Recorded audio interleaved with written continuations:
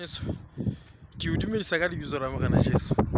Ha ke le tjena ke tseleng e yang mosebetsing, ha ke fihla kae ke ha koloi e shwa. Jwale nako e koloi e shwa e be le hore ke nka qeto ya hore le ha koloi ena e shwele, taba hore ke ya mosebetsing eo e seng o ke o filweng ke makgowa e ke lo kgola ha kgwedi fela, ka tlameha ho bitsa mechanic a tlo lata koloi e benyaneneng o ya ka yona workshopong ya hae ma tla re lokisetsa teng.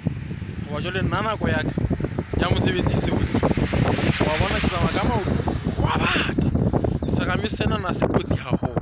Ke leka hore bophelo mona hona le nako eo dikoloi tsa rona tsa bophelo tsa leeto la bophelo di shwa, empa ho shwa ha tsona ha o bolele hore leeto le fella hona moo, ha o bolele o kgutlele morao. Hona tjena ha ke ya kgutlela hae lapeng hobane ke dikoloi e shweletse tseleng, empa ke leetong le ntse le tswela pele le ya kae mosebetsing wane o ke o fuwang ke makgowa.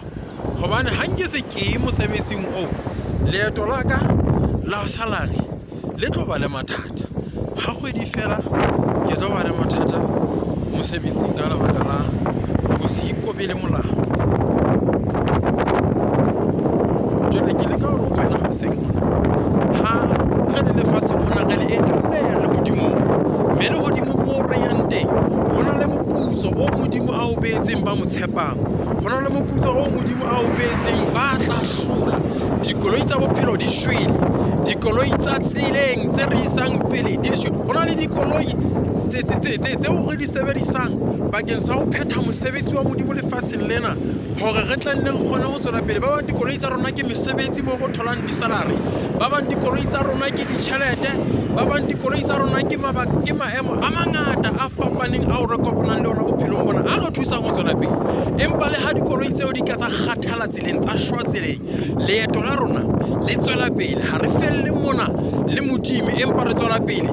Dikoloi tsa rona tsa tsela, malapa a rona a thubehile, re tswela pele le Modimo. Manyalo a rona a senyeha, bana ba rona ba sa re utlwe, bana ba rona ba hana dikolo, le re tswela pele. Ho ntso le jwalo maemo ao re kopanang le ona dirame tsa tseleng. Hona tjena batho ke bana ba bangata ba feta mona ka dikoloi tsa bona, ba ya tsamaya ba ntse ba tswela pele ba phetha mabaka a bona.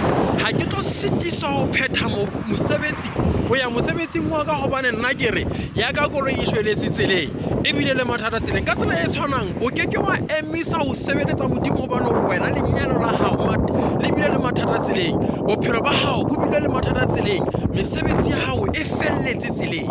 Ke re ho wena kgothala, tiya, tsamaya ka maoto o tswele pele, o tla kopana le Modimo tseleng.